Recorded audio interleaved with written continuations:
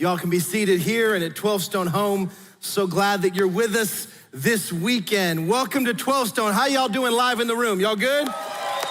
Let me hear you at the campuses if you're live, 12Stone Home. Glad y'all are with us. This is officially Super Bowl weekend. It's Super Bowl Sunday. And if you're an Atlanta sports fan, it's just Sunday. We're glad that you're hanging out with us, and Super Bowl weekend's sort of fun. We got people watching from all over the world, so if you are, Super Bowl Sunday is sort of the culmination of our entire NFL football season. The two best teams are in there fighting it out. We got the old man versus the young bucks. See what's gonna happen tonight. I'm curious, anyone have a dog in the hunt? Any Tampa Bay fans? Just curious? Good, one, that's about right. Sounds good. Any Chiefs fans in the room? Curious? 3, congratulations. It's gonna be just an awesome night. We're fired up for this just competitive game. If we're honest, the Super Bowl, especially in Atlanta, is less about the game, more about hanging out, right? It's an excuse to get people together. It's an excuse to eat food that you'll regret the next day, amen? And really, it's about the commercials. Any fans of the commercials? I love Super Bowl commercials. In fact, today we're gonna have fun throughout the whole day, sort of sitting inside of this concept of Super Bowl commercials. We're gonna have a great time. I think God's gonna challenge us in some things as well. In fact, I think our friend Travis is already getting the pump primed for Super Bowl over here. Yeah, I am absolutely ready to have a great conversation. I wanna be honest. This is sort of a prop. You're already 3 wings deep, my friend. Yeah. This is real chicken wings. And they're plastic too. I don't know why I'm eating them. You are gonna be sick today. No, I've worked up to this. Okay. Yeah. Trading your whole life Not for my this first time. moment. Yeah. Eating wings at 9 o'clock. This is the Super Bowl, right? Like it's an excuse to get on the couch, hang out with some friends, eat some food, and really watch the commercials. Yeah. That's usually I'm fast forwarding, right? Thank God for the ability to do that. But in the Super Bowl, no, you're watching every second. That's the highlight, man. That's it. And I asked you this week, I said, man, do a little research about commercials and how that plays out. You told me something that shocked me. How many ads are most people given in a single day? Yeah, they say now that up to a person is viewing up to 10,000 ads a day. Stop. 10,000 advertisements. That's what, like billboards? Billboards, commercials, apps, ads on Facebook, all that kind of stuff. Yeah, websites. All those ads that pop up. We're being inundated. Oh, it's insane. If you download any free game, you'll see about 40 ads in the first 10 minutes. It's insane. Check it off 40 everywhere. with the 10,000 right there. Yes. And this year, the Super Bowl's got a bunch of commercials. And what's the cost this year for a 30-second spot in the commercial? 30-second spot in 2021 is $5.5 million. So it's not bad. It is down. It's on sale, basically. Last year was 5.6. Oh, so it's a cherry of a deal. Yeah. Wow. I know. So think about this. Companies are willing to spend $5.5 million to get your attention for 30 seconds. Why? Because they're trying to influence you to buy their product, right? They're trying to convince you that their voice is the voice that should be listened to. And they have a lot of tricks that they've played over the years. Yes. I asked you to do a little research. Get into like the marketing sort of rabbit hole. Oh, man. How do they work? So many psychological attacks. Like they understand me better than me. Yeah, seriously.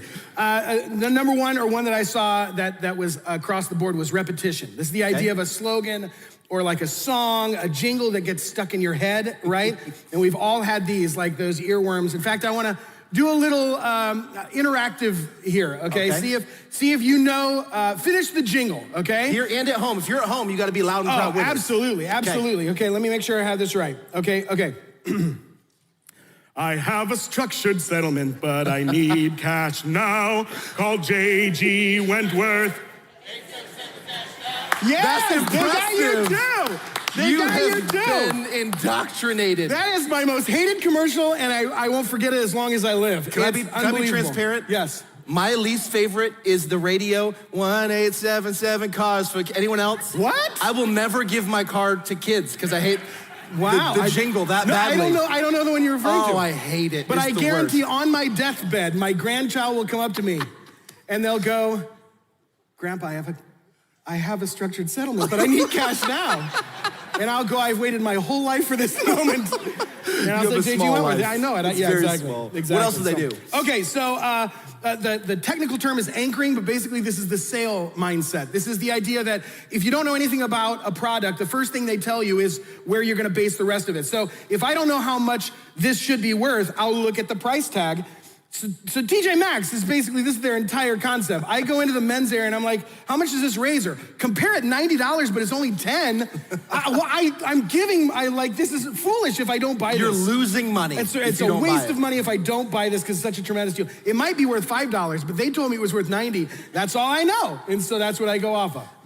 There's a whole world. Listen, there's an entire world that exists. People who make millions of dollars a year, and their whole agenda is to influence us, to influence our spending, our habits, where we go to eat. That's their whole agenda. That's what commercials are. And I love commercials in the Super Bowl, but that's what they're doing. They're trying to influence us.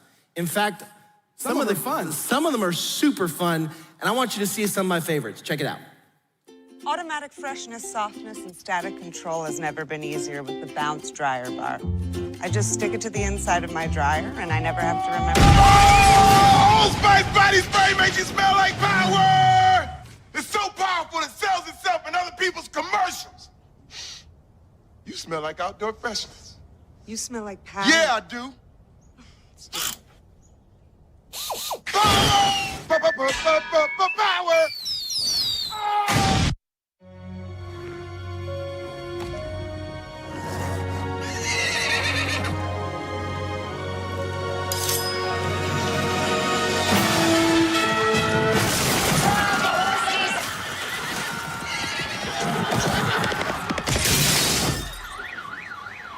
Whoops, your cousin from Boston. I did not see that coming. Anyway, Sam Adams Wicked Hazy IPA. Juicy, right? Can we not tell my mom about this? All right, everyone, we made it. My job is to help new homeowners who have turned into their parents. I'm having a big lunch and then just a snack for dinner. We're using a speakerphone in this store. Is that a good idea? One of the ways I do that is to get them out of the home. You're looking for a grout brush. Garth, did he ask for your help? No. No. We all see it. We all see it. Here's blue hair. Okay. Blue. Progressive can't protect you from becoming your parents, but we can protect your home and auto when you bundle with us. Keep it coming. You don't know him. That's one of my favorite commercials. Isn't that one of yours? We all see it. We all see it. Yes, blue hair. I love that. I love that. Commercials, man, they're trying to influence. It's more than just influencing us. They want us to take action, right? It's not enough that we just go, that's great, great product. They want us to buy it. And sometimes we get caught up in a commercial and you see something, you go, I have to have it. And you buy it and you get it and you regret it. I'm just curious, here at home in the chat, has anyone ever bought a product, maybe an infomercial, maybe just a product on TV, and you got it and went, why did I buy this? Be honest, hands up. All right, all over the room, 12Stone Home, put it in the chat. Tell us what you actually bought in the chat. We all have those moments where we get sort of swept up into something and we just get caught up and go, I have to have it, and then you regret it. See, I asked Travis to interrogate the band and say, man, what product have you bought? And would you bring it and show everybody in the whole church what you bought? And then we're gonna laugh with you. So, I asked the guys, so what are some things we bought? Travis, let's start with you. You got something in front of you. Yeah, I got a meat grinder to make my own hamburger. Okay, have you ever used it? It's so much easier just to go to the store and buy a hamburger. I don't know why. I used it once to make fish burgers, and it was a nightmare. Fish burgers? Fish burgers, it was salmon. We were trying to eat healthy. And Travis, it was that's not a thing. Well, that's I don't know. Disgusting. It was a recipe online, so it's real. Well done on that one. That's all I've ever used. That's, all right, Cam, what do we got here, man? So we got resistance bands. Okay. For exercise, sure. Yeah, for sure. But different levels of resistance. Oh, so you can really get buff. So you can really get buff. Do you ever use those? No. Why not? All it takes is one time for me to misplace my foot, and this thing pops back up. Every guy in the room just went, okay. You'll never use it again. We'll never using the bands. Ansley, what is this? Okay. Hear me out. Hear me out on this. It's a waffle maker. Sure, it's mobile too. For all the moments I thought my 6-year-old was gonna make a waffle with me. Oh, that would be like a memory in pictures. Right, we bought a memory. Did it ever happen? We've not made the memory. Keep up the, hey, does it still work? We don't know. Waffles for Super Bowl. Chicken and waffles tonight. I got some shoes. Those are your... These are my Harry Styles shoes. I went through a phase. That's There still was a kind of happening. phase and you had to have them. Do you wear them now? It's been 3 years and I still haven't worn them. Don't laugh. We're all guilty of this. We're all under the influence. Last one. What do we got? I don't even need to talk to you. That's amazing. He bought a guitar. Happy Super Bowl. Man, this is great. You're so gifted as a musician, your purchasing ability, not so much. See, commercials don't just want to influence us, they want us to actually take action. They want us to actually make a purchase. See, today we're gonna be sitting inside of a story in the Old Testament, and we're gonna be sort of asking the question, what voices are you allowing to influence you? That's what we're gonna be digging in, asking ourselves, what are the things that we're listening to, the people that we're allowing to influence us, and maybe we would have some buyer's remorse because of some of the voices we listen to, some of the influence we've allowed to sort of speak into us. And we're gonna be diving into that right after this commercial break. Check it out. Reynolds, I've recently learned that Big Wireless spends a lot on political lobbying. Like, a lot. I had no idea that wireless owners were supposed to do that. So, Mint Mobile is officially contributing to the mayor of Idlewild, California. A good boy named Max. Yes, he is. We won't be contributing nearly as much because, frankly, we prefer to invest our money in stuff for you, which is why I'm announcing free data upgrades on every plan beginning January 28th. Who's in the pocket of big business? Who's in the pocket of big business? Mint Mobile, now with more bite.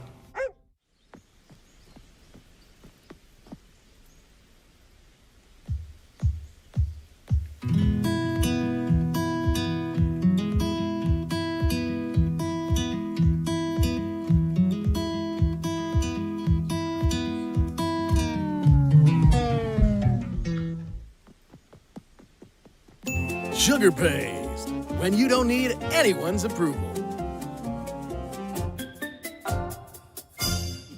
Sugar paste. Travis, that voice sounded familiar at the end. Yes, it did. Yeah, that's because it was mine. We made that one up. Okay, that's not a We real made product. that. That was Okay, us. good. Don't let that commercial influence you for sugar paste. Any dentists at our church are going, do it. This is great. I want another pool. Anyway, this is the reality. We sit inside of a time where there are 10,000 advertisements trying to influence us. And we got dozens of voices of people around us that try to influence us. And we have to ask the question, what voices are we going to allow to speak into our life? See, life is built on the foundation of the people and things that we listen to.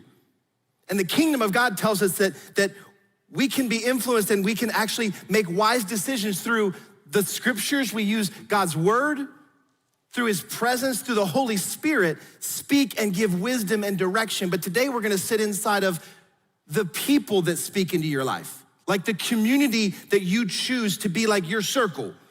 Like if you ask yourself, who's my people? Who's my circle of friends? Who are the voices that I actually listen to and allow to influence me? That's where we're gonna be sitting today. And if you're taking notes, here's your first blank. Your future is shaped by the voices you allow to influence you the most. Write that down. This is such a simple truth, but how many people wish they knew this 5, 10, 15, 20 years ago? Your future is shaped by the voices you allow to influence you the most.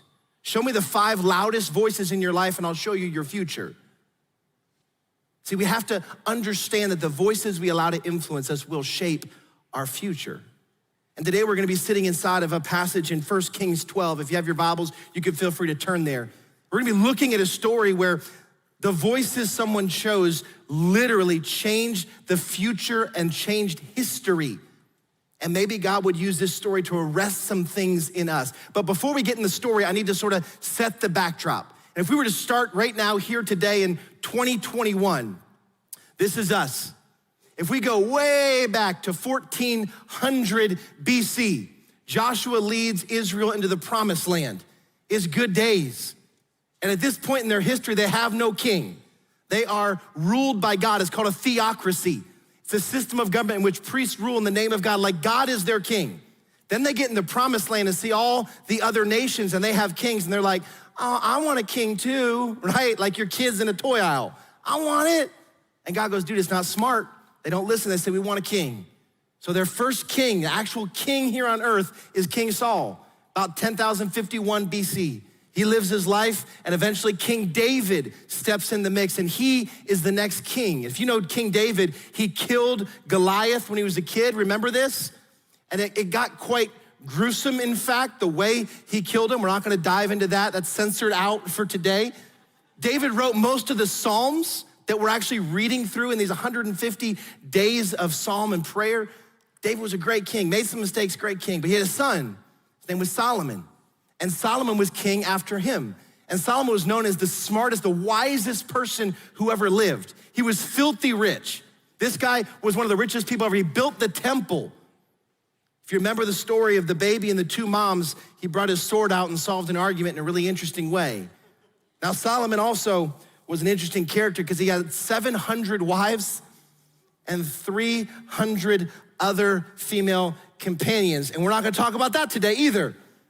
Solomon was an interesting dude, but then he has a son. His son's name is Rehoboam. And Rehoboam becomes the next king about 931 BC. And on his first day in office, he has a major issue, a major problem he's trying to decide what to do with. Because you see, his dad Solomon, towards the end of his reign, Solomon started to lead and lead the nation with such a heavy hand because he had all these building projects happening. And so that required incredibly high taxes, so the people were broke. And it required forced labor everywhere. Like everyone was brought into this government labor camp and they had to do all the building and the people were exhausted. And Rehoboam was faced with a major decision the first day that he was in the throne. And things got so bad under Solomon that Jeroboam, not Rehoboam, but Jeroboam, thank you. I'm gonna mix these names up all day, just be like he knows what he's talking about. Jeroboam had to actually flee and ran away from King Solomon. And then when he hears that King Solomon died and Rehoboam's on the throne, he shows back up to represent the people to the new king. And here's where we pick up. We're gonna be in 1 Kings 12. Let's look at this first verse. So they sent for Jeroboam, and he and the whole assembly of Israel went to Rehoboam and said, your father put a heavy yoke on us, but now lighten the harsh labor and the heavy yoke he put on us, and we will serve you. Rehoboam answered, go away for 3 days and then come back to me. So the people went away. Let's pause. That's really smart of Rehoboam. This is a big decision to make. Like, this is gonna set the trajectory of how he's gonna rule as king. So he said, listen, give me 3 days to go get some advice. I wanna go talk to some folks. And in this moment, Rehoboam was about to decide which voices he would allow to influence him. So here's where Rehoboam goes next. Then King Rehoboam consulted the elders. Who did he consult? The elders who had served his father Solomon during his lifetime. How would you advise me to answer these people, he asked. They replied, if today you will be a servant to these people and serve them and give them a favorable answer, they will always be your servants. Great advice from the elders. Like, listen, Rehoboam, if you will just be a servant king, the people will serve you for your whole lifetime. Massive, massive decision to make. And the elders gave him great advice. Let's see what Rehoboam decided to do. What did he do next? But Rehoboam rejected the advice the elders gave him. Ray, what are you doing, man?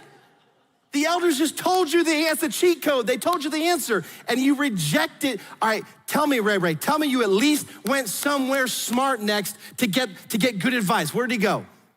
But Rehoboam rejected the advice the elders gave him and consulted the young men who had grown up with him and were serving him. Ray went to his old friends. Like the chuckleheads you went through puberty with. The dudes you were awkward at the middle school dance with. The guys you snuck out of the house to go to a party with. You rejected the advice of the elders and you went back to your childhood friends. Ray, what are we doing, man? So here's where it goes next. He asked them, what is your advice? How should we answer these people who say to me, lighten the yoke your father put on us? Listen, do you see the pronoun shift? In the first place, he went to the elders and said, how would you advise me, very kingly, how would you advise me to speak to the people? Then he gets with his boys and goes, what's up, dudes? How should we do this?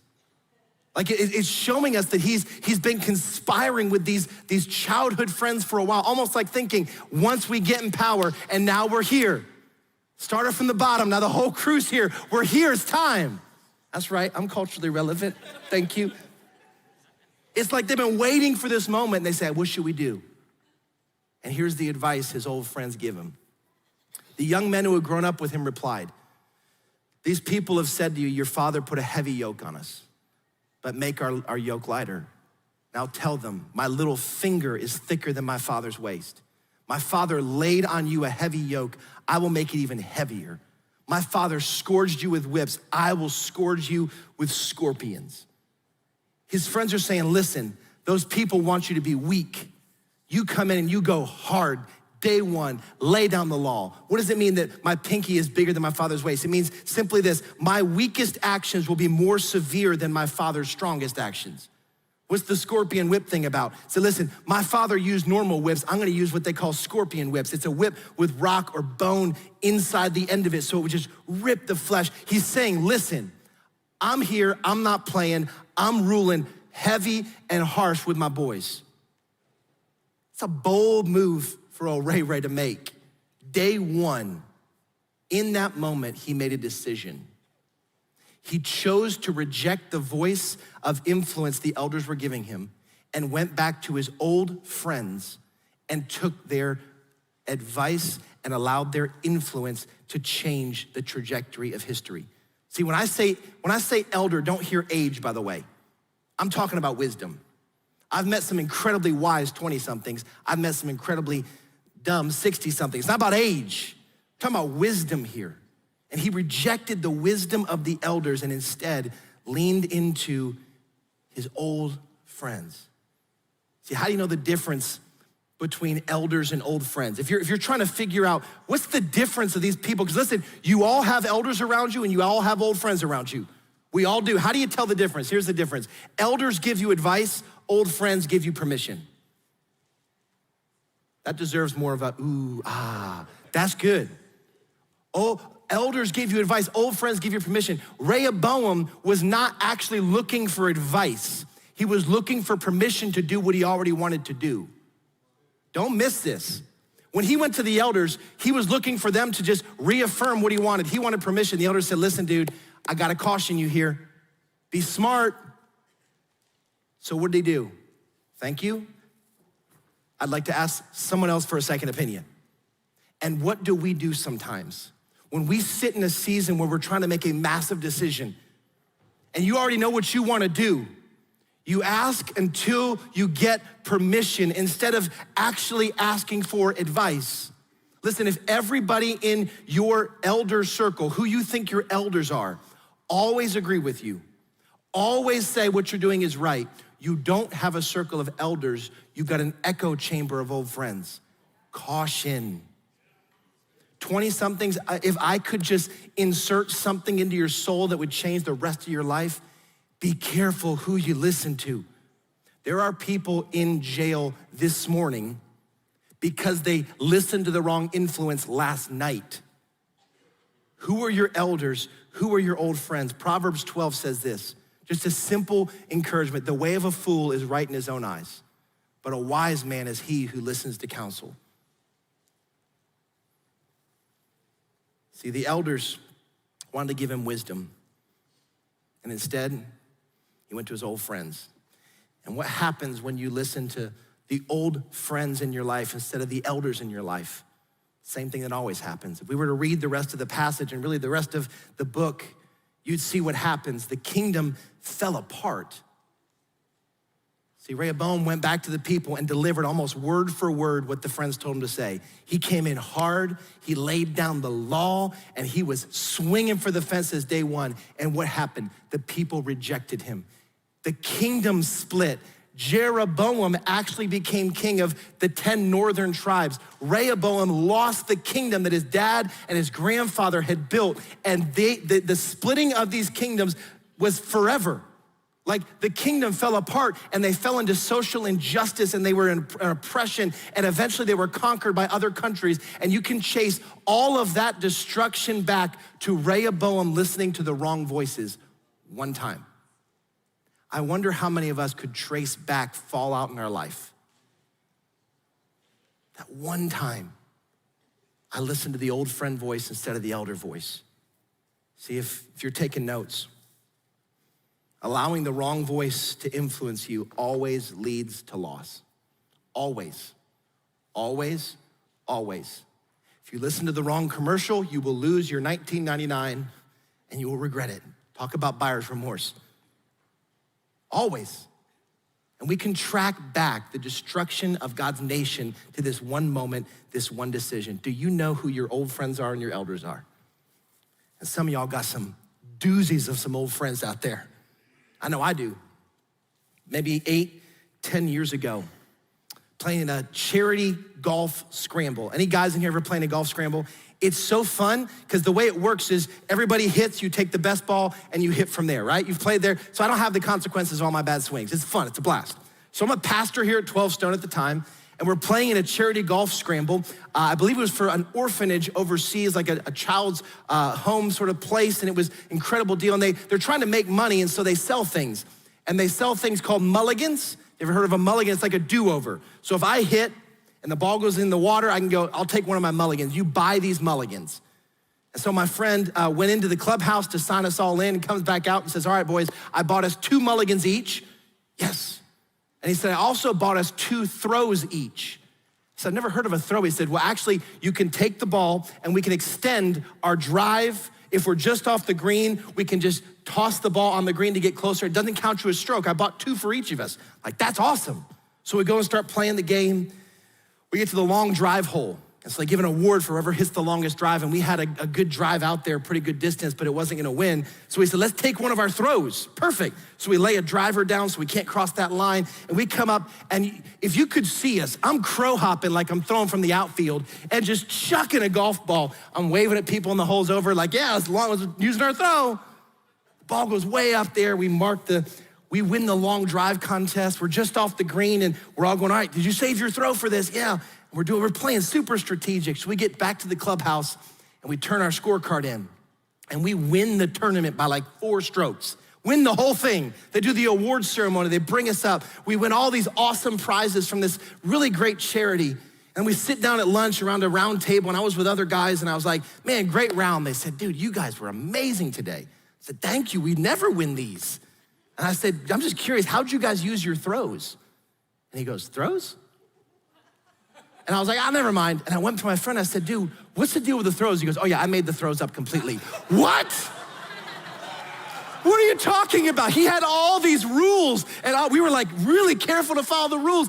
He made up the throws. Go back in your head. One of your pastors at 12Stone, everyone's watching me crow hop a ball down the fairway and walk up and play from that spot. Listen, I unknowingly cheated all day long because I listened to the wrong voice. That's an old friend. If you're wondering, that's what old friends do. They convince you that you have permissions you don't have. They convince you got throws that you don't actually have. Now I understand why so many people were looking at us so weird the entire day, because we're openly, blatantly cheating. Travis, you know who this is, don't you? Don't say his name. Don't say his name. God saved him. See, the same thing happens when you listen to the wrong voice. When you allow the wrong voice to influence, you will unknowingly be cheating yourself, cheating your marriage, cheating your character, cheating your finances. See, the voices you choose to allow to influence you will shape your future. You're going, okay, you got my attention. How do I know if a voice is a voice of an elder or an old friend? How do I figure that out? There's 2 questions. This is a filter you can apply to those relationships. What is their motive and where is their wisdom? Write this down, especially if you're younger. What is their motive? Where is their wisdom? I call it the motive wisdom filter. Filter the voices through. What is their motive? Where is their wisdom? Here's what it says in scripture about motive. Do nothing from rivalry or conceit, but in humility, count others more significant than yourselves. When you're listening to a voice of influence, ask yourself this: are they speaking to me out of rivalry and conceit, or are they advising me and influencing me out of humility, wanting the best for me or wanting the best for themselves? What is their motive? And then secondly, where is their wisdom? James 3:3 says, who is wise and understanding among you? By his good conduct, let him show his works in the meekness of wisdom. When you look at that person's life, the way that they live, is it living in such a way that the fruit, the works, the things they're actually doing with their life would be looked at as wise? Have they walked right in the right direction for a long time? Where is their wisdom? For old Ray, his friends did not check either box. Their motive was to get power. Their wisdom was the same inexperience that Rehoboam had. They checked 0 of the boxes.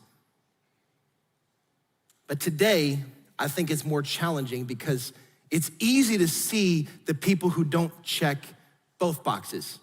It's harder to see people who just check one, right? So let me just play this out for a second. If you were to go to a used car lot and you're looking to buy a car, you sit down with a used car salesman and you say, hey, should I buy this car? What's his answer gonna be? Yes. Let's run it through the filter though. Where is his wisdom? It's in cars. He knows more than I will ever know about cars. Box checked. What is his motive? His motive is to make commission. Nothing wrong with that. But you should know that his motive is not the same motive as you. Your motive is to get a good car. His motive is to get commission. He doesn't check the second box. See how this plays out? Like I go to talk to a friend about making a big purchase. Should I buy this thing? But the friend is up to his ears in debt. Let's run it through the filter. Is his motive good? Well, if he's your friend, we would expect that he wants the best for you and he cares about you, so his motive's right, check it. What's his wisdom? Not so much. He doesn't understand money. He doesn't understand how debt works, and so he doesn't check the second box. If you want an elder voice, they have to check both boxes. They have to have the right motive and the right wisdom to speak into your life. And if they miss one or the other, and listen, it's really hard to see when they only check one box. It feels so close to right that you almost want to lean into it. See, sadly, I've seen some of the worst advice come from people who love you. Like a well-intentioned parent who's like, son, I've watched you walk through this difficulty in marriage. Man, I don't want your life to be this difficult. Just divorce her and we'll figure it out. What? Or a parent who just says, listen, or a friend that just says, listen, just buy it, it'll make you happy. See, loving you, caring about you is not enough. There's only half the equation. There's gotta be wisdom. But equally, I've seen the other side. I've seen some of the smartest people I know give the worst advice. People who are brilliant in business that would sit down and say, listen, I get it. The IRS is the worst. If you just hide your money over here, you won't have to pay taxes on that. What? Your wisdom's smart, you're great with money, but you don't share the same motives I do about honoring God first and being a man of my word. Someone who gives you advice to like, listen, I know how to manipulate people. You have this little piece of advice. If you just let them know you have it, you could own them. It's really smart and shrewd, but you're missing the motive. See, the wisdom motive filter is how we filter the voices that come into our life. Who will we listen to? See, an elder is someone who's credible in both sides. They have the right motive, a heart for God like you do, devotion to God's word like you do, and they have the wisdom somewhere, the experience somewhere. See, what am I saying? If I'm just to put it blunt, here's what I'm saying. Love old friends, but listen to elder voices. Just simply put, like, yes, love your old friends, man. Love the people you grew up with, but listen to elder voices. You don't always outgrow people, but you can outgrow their voice. You don't have to just end the friendship, but you do have to filter their voice. Some of us are listening to old friends' wisdom and old friends' advice, but we're living a new life. Some of y'all have some before Jesus friends that don't cut them out of your life, but don't take their advice. You're in a new calling now. You're in a new marriage now. Listen, when I became married, immediately my single friends' voices had to get quieter. Why? Because they still play video games and golf every Saturday and they don't have to worry about date night or caring for a spouse's heart. When I had kids, my friends without kids' voices had to get smaller because the way they live is not the way I'm called to live. Some of us have old friends still influencing our new life. And the advice you take, the influence you allow into you, the loudest voices that influence you in your life will shape your future. Commercials are trying to influence us to make purchases. Friends are trying to influence us to make decisions. So where in the world do I find these elder voices? I'm just gonna get super practical. See, at 12Stone, we say that church is worship, community, and impact. Worship is gathering to worship at 12Stone Live or gathering to worship at 12Stone Home. Community is the relationships we have around us, and impact is what we do with our lives. Listen, if all you're doing is showing up to a campus every Sunday and just sitting through a service, you're missing 2/3 of what it means to be the church. If all you're doing is watching the stream online, you're not a part of a 12Stone Home, you're just tuning in, I love it, stick around, but you're missing 2/3 of what the church was created to be. You were created to be in relationships. Why did God always have elders around the king? Because no one's good enough to go through life without wise input. If you wanna find that, let us help you find that. One of the hardest things once you go from being someone who is spiritually dead to spiritually alive is going, I no longer can listen to those voices anymore because they're not on the same motive as I am. And you gotta find new friends, new voices, new elder voices in your life. So how do you do that? Again, I'm gonna go practical because it really matters. If you would just text the word growth track to 37748. Listen, this is like the on-ramp to get into all of what church is, not just worship, but worship, community, and impact. Text growth track to 37748. It's starting today live at the campuses. And if you're watching online, there's an online version of that. Text growth track to 37748. Allow us to help introduce you to voices of people that share the same motive you do. They're going the same direction you are. And they have wisdom to speak into your life. Get into community. You were built for this. Lastly, let me just flip the script for a second. If you were honest, are you someone else's old friend?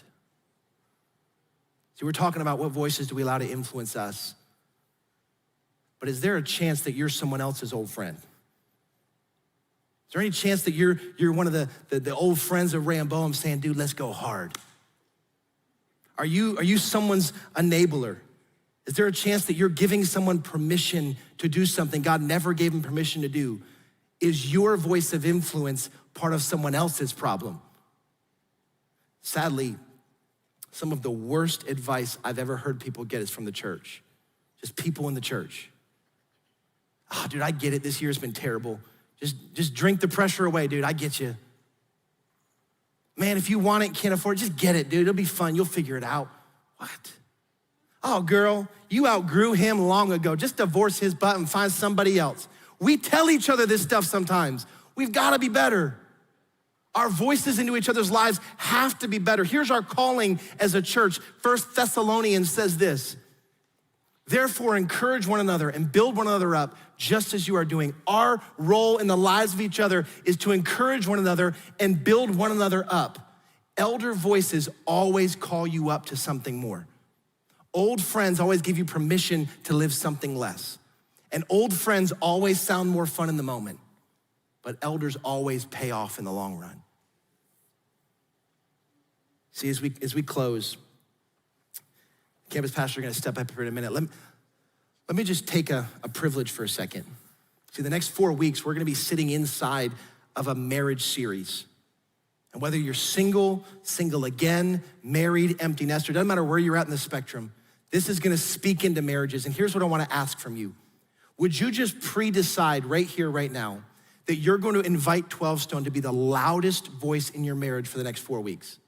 Just pre-decide, say, I'm going to just dispositionally say, God, I've got friends speaking into my marriage. I've got books I'm reading. I've got podcasts. But for the next 4 weeks, God, I'm committing that I'm gonna give my church the loudest voice in my marriage.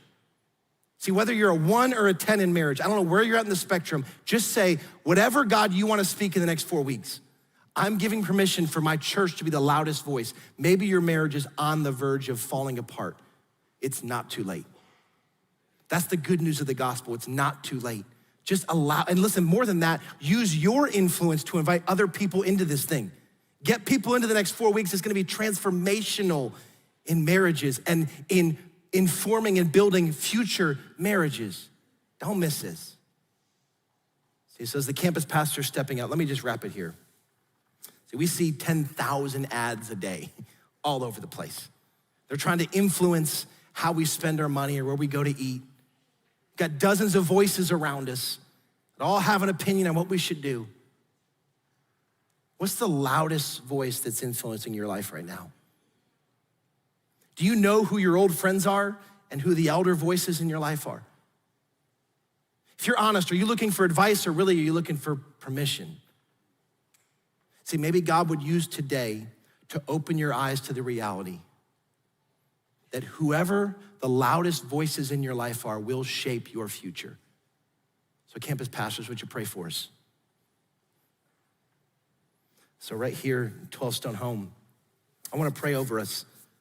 And as I do, maybe God would bring names to mind, people that you're allowing to speak into your marriage, your finances, your character, your spiritual walk, that you go, if I'm honest, I like to listen to them because they say what I want them to say. They agree with everything I think, so it's easy. And God might say, listen, I'm calling you to something greater. You've got to have voices that call you up to something. Maybe for some of you, you realize you're the old friend. And there's places that you know you should be calling a friend to something higher, but it's awkward, it's complicated, it's difficult to speak up, and God might be saying, no, speak up today. Just call and say, listen, I've been an old friend.